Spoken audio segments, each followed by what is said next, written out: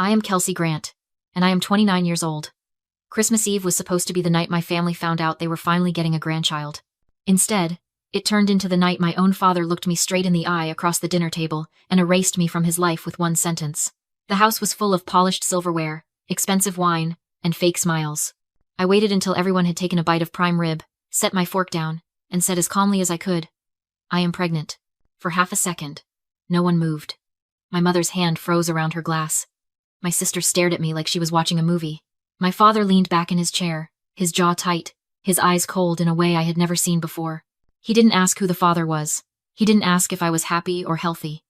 He didn't ask anything. He just said a few quiet, careful words about my baby that I won't repeat here, then added, "You are not part of this family anymore. You are out of the will." That was it. Years of doing everything right, wiped out between the salad and dessert. I didn't scream. I didn't cry. I reached under my chair, took the small, perfectly wrapped present I had brought just for him, and set it in the middle of the table. Then I pushed back my chair, wished everyone a Merry Christmas, and walked out of that house.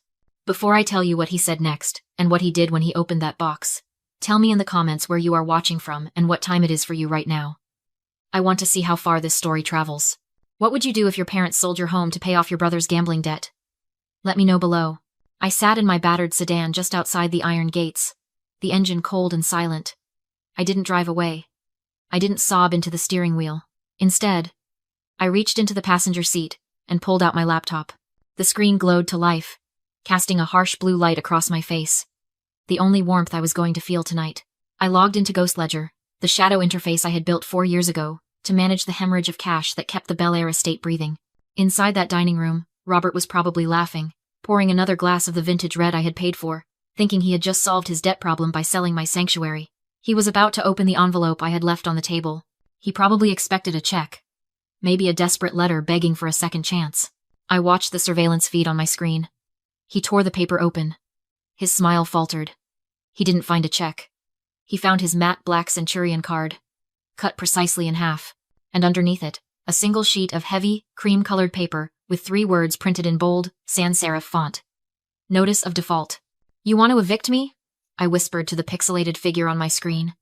"Let's see how you handle an eviction from reality." My finger hovered over the execute key. This wasn't a tantrum. It was a foreclosure. I pressed the button. Instantaneously, the Bel Air estate vanished. Every light in the mansion died. The landscape lighting, the chandeliers, the heated pool gone. A second later, the emergency lockdown protocol engaged. The smart gates slammed shut, and the magnetic locks on the doors engaged, sealing them inside their own darkness. Then came the water. The irrigation system, which I had programmed to water the imported orchids at dawn, roared to life at full pressure. But I had overridden the zones. Instead of the garden, the industrial-strength sprinklers turned inward, blasting the outdoor patio where Cynthia loved to host her midnight tea parties, soaking the silk cushions and the expensive rugs. Inside the dark house, phone screens started lighting up the panic. I tracked the notifications in real time. Brandon's phone pinged first.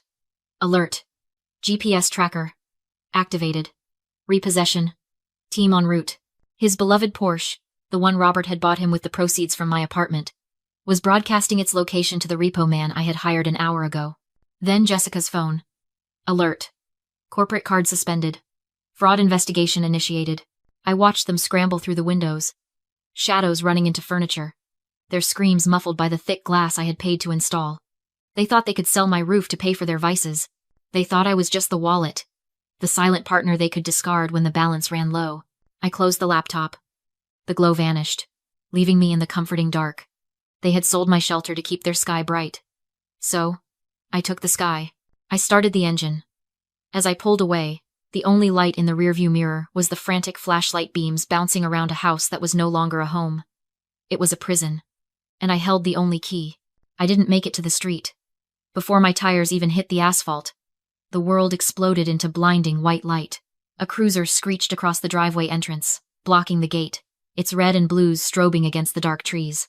2 more pulled up behind me, boxing me in. I took my foot off the gas, my heart hammering a sudden, violent rhythm against my ribs. This wasn't a noise complaint. This was a raid. The passenger door of the lead cruiser opened, and Jessica stepped out. She wasn't wearing her usual silk pajamas or the party dress she had on 10 minutes ago. She had thrown on a blazer over her evening wear, a costume change for the performance of her life. She gestured toward my car, her face a mask of terrified concern. A paramedic team was right behind her, pushing a gurney across the gravel. I rolled down my window just an inch as an officer approached, his hand resting cautiously on his holster. "Ma'am, turn off the vehicle and step out slowly," he ordered. "Officer, this is a misunderstanding," I said, my voice steady despite the adrenaline flooding my system. "I am leaving my parents' house. I haven't done anything wrong." "She's in the car!" Jessica shouted, running up to the officer, breathless. "Officer, please, be careful. She's having a psychotic break. She cut the power to the house and told us she was going to drive off a cliff. She's pregnant and she's not lucid." The officer's posture shifted. He didn't see a woman escaping a toxic dinner. He saw a liability. A manic, pregnant woman, in a beat-up sedan with a laptop glowing on the passenger seat, the very picture of instability. "Step out of the car, ma'am," he repeated, firmer this time. "We just want to make sure you are safe." Cynthia came running out of the dark house then, flanked by Robert. She wasn't holding a wine glass anymore. She was clutching her chest, sobbing with a theatricality that would have impressed Broadway. "Kelsey! Oh God, Kelsey, please don't hurt the baby. We can fix this. Just come inside." I looked at them, really looked at them, and the cold realization washed over me. This wasn't a tantrum. This was a 51-50 involuntary psychiatric hold. If I stepped out and screamed, I proved them right. If I drove away, I was fleeing the police. If I stayed silent, I was catatonic. Jessica knew the law better than anyone. She knew that if she could get me committed for 72 hours, she could file for an emergency conservatorship. She could gain control of my medical decisions, my location, and most importantly, my assets. She wasn't trying to help me. She was trying to seize the hand that fed her before it could close the wallet forever. I looked at Jessica's eyes through the glass. There was no concern there. There was only the cold, hard glint of a predator cornered. For years I had wondered why they couldn't just ask me for help. Why did they have to steal, manipulate, and bully? I finally understood. It wasn't just greed. It was survival. To people like them, people whose entire identity is built on a foundation of unearned status, the loss of money isn't just a hardship. It is an annihilation of the self. When I cut the power, I didn't just inconvenience them. I shattered the mirror they used to admire themselves.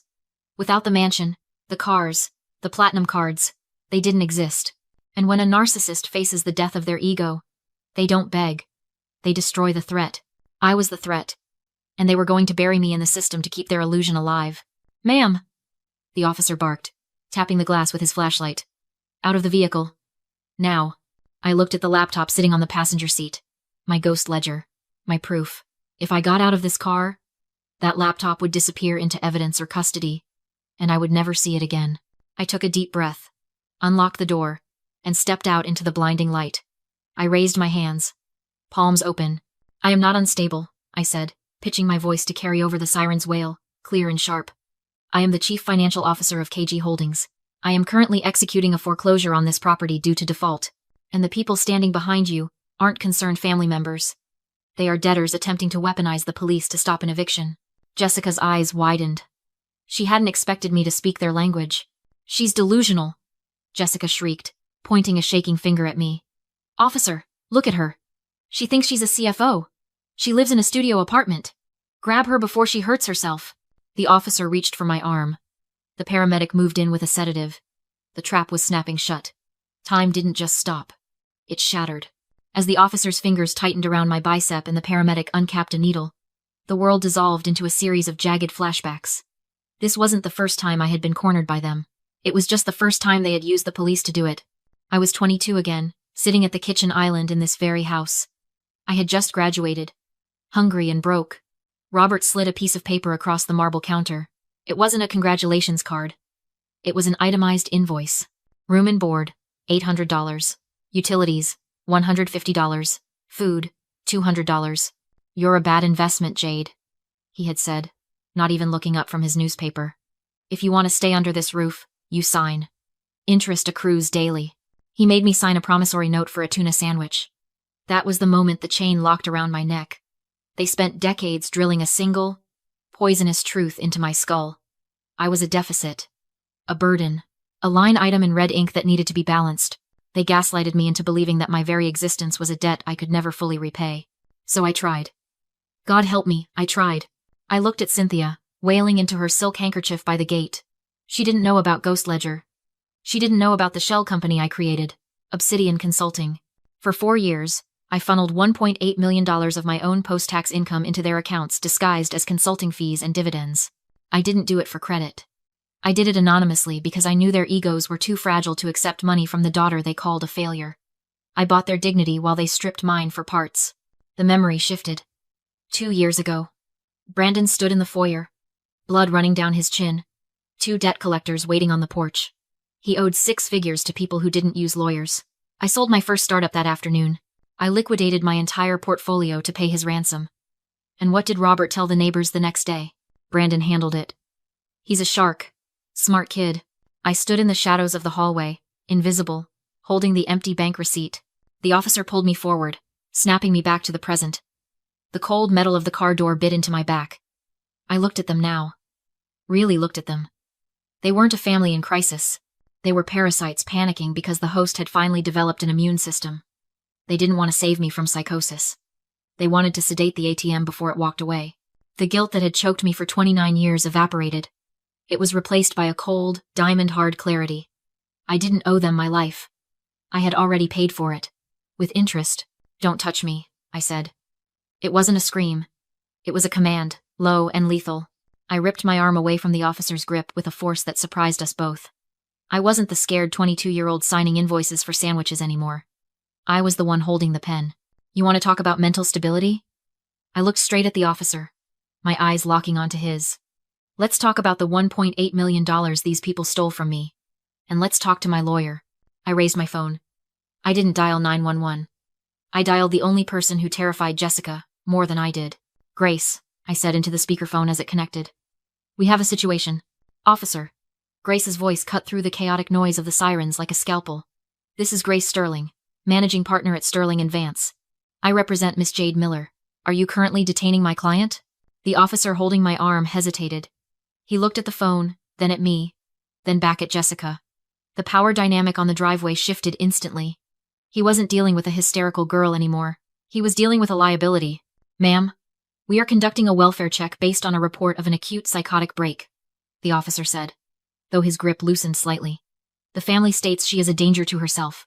The family, Grace repeated, her tone dripping with professional disdain, is currently in default on a $1.8 million loan owed to my client.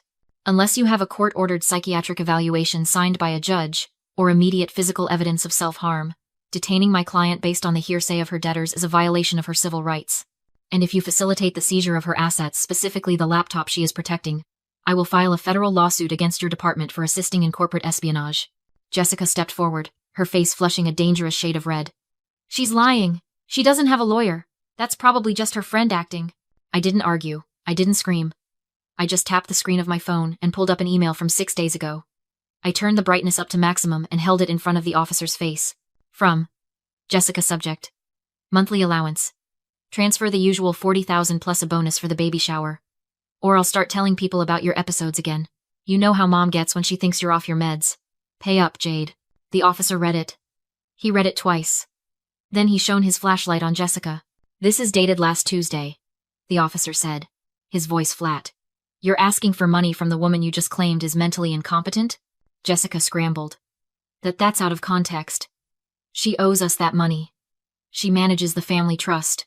There is no trust, I said calmly. There is just me, paying for your lifestyle.